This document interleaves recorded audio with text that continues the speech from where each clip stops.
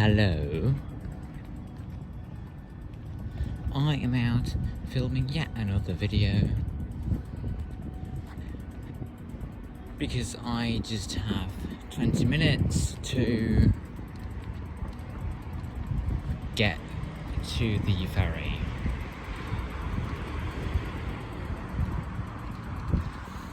And I wanted to talk about the area of my great knowledge. That is,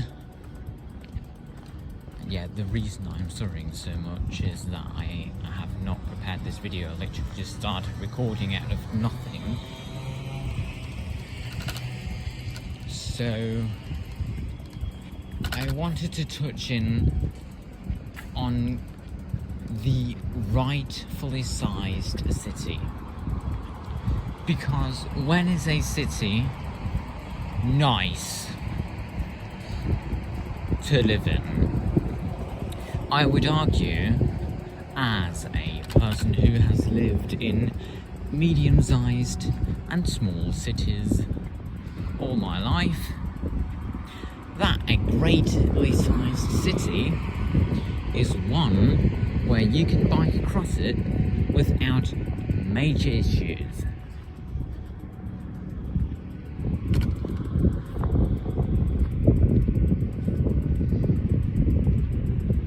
And when I mean bike across it, not necessarily bike across all of it, but what I basically mean is that if a city is 30 kilometers from what is not necessarily the outest of outermost suburbs, it's too big.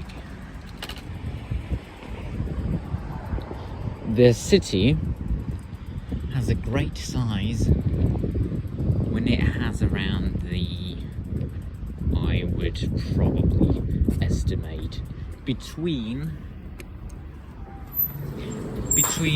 maybe 50,000. I love this thing, by the way. I mean, yeah, sure, it's a waste of money and no one really uses it except the people who actually cycle down to the harbour, but it's really cool nonetheless.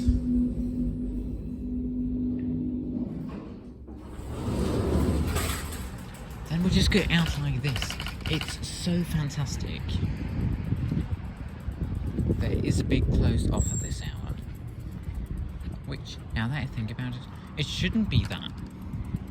There should be life all over the place, but it's really quiet actually. I would estimate that a city, mind you, that is correctly designed, has a great size when it has between 60,000, 50,000 inhabitants and maybe 500,000 inhabitants.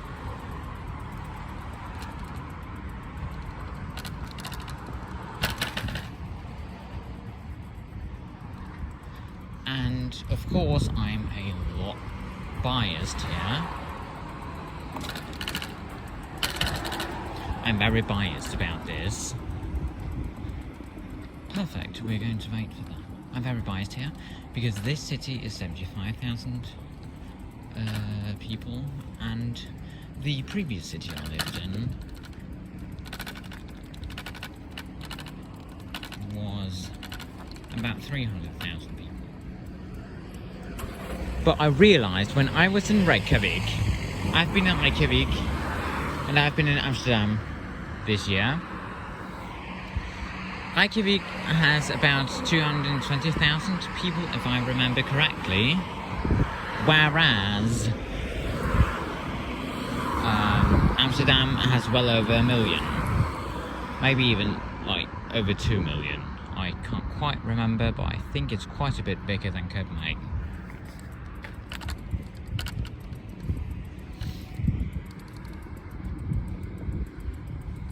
With that being said, there we just came from. Isn't that cool? Isn't that so cool? That is so cool. We just came from somewhere. I would say that I quite like the size of Reykjavik. It was out of nothing, but if it had been a European capital in a real European country, sorry Icelanders, I'm sure you are going to be so offended by this. Real European capital in the heart of Europe. First of all, it would be 230,000. It would be more than that.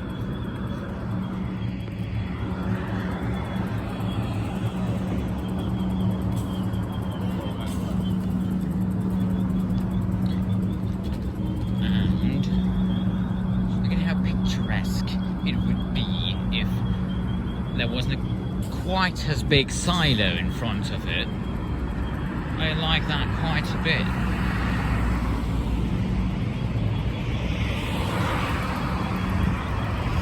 Well, I like the size of Reykjavik is what I'm trying to say. I think Reykjavik had it all. You could do everything in Reykjavik. You could also do everything in Amsterdam. The reason I wouldn't like to move to Reykjavik is that I couldn't get on the train for 4 hours and be in London.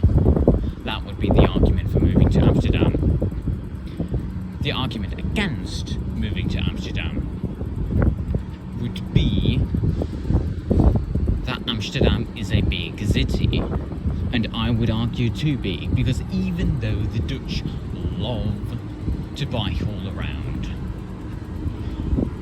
actually no, if there's one place where you're able to bike all around the city, it's literally Amsterdam. Great example then. New example, Berlin.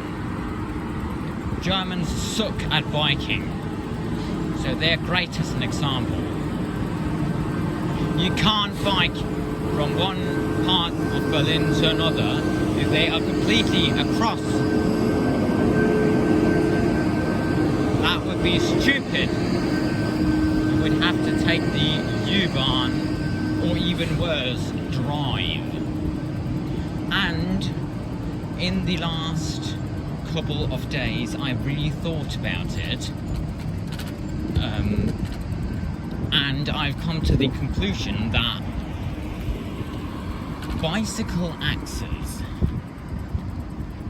is so underrated. Look at that stupid car. That's a Kia, that. Look at how stupidly big it is. It looks awful by all means. Can we get over here? I'd like to wait out in the middle.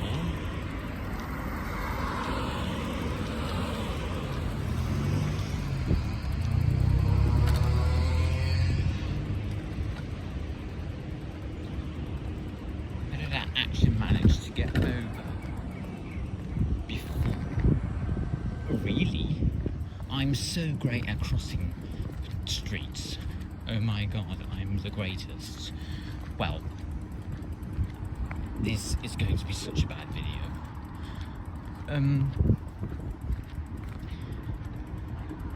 You can't bike from one area of Berlin to another if they are too far apart. The same actually with Copenhagen. And I know that the size of Copenhagen is heavily debated within Denmark. It's quite a controversial topic actually. Why in the world is he over? Thank Christ. He's not waiting for that light.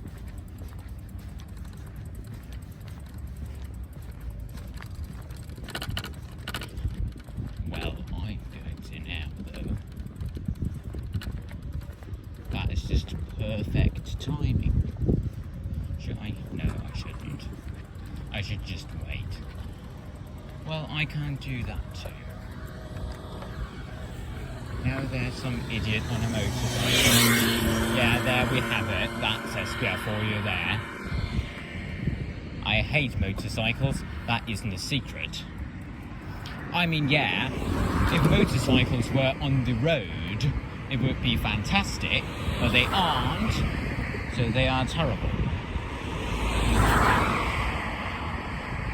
So,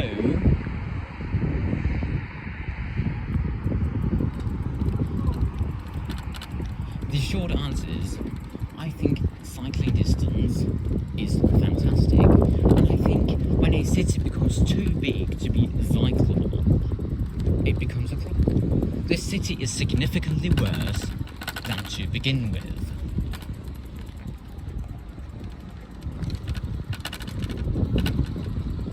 And I personally am glad that I'm currently walking around in the, of course, most cyclable area of all time. And, you know, just smell the fumes of benzene, aka petrol. Just appreciate how many cyclists there are on this cyclist highway here. To be fair, I live in a place where cycling makes sense. In fact, the people who are driving and especially cycling on this road makes up quite a large percentage. Well, this is going to be such a bad video, I might as well end it here. I'm not happy that you watched it all. I'm sorry for wasting your time. Cycling is great. It should be the limit to how big a city is. Because I'm not against smaller cities pendling towards a big one. I'm against the smaller cities not having any culture. And the only thing that has less culture than sleeping cities, as I like to call them, they are sleeping from another city. That is suburbs. And we don't like suburbs, we like small cities. Short, well thought through video. Thank you for watching. Just kidding, bye.